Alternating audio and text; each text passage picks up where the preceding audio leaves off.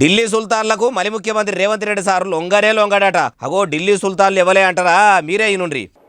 ఎన్నికల్లో నెగ్గడానికి ED, income tax, సిబిఐని వినియోగించినట్టు ఇప్పుడు ఢిల్లీ పోలీసులను నా మీద ప్రయోగం చేస్తున్నారు.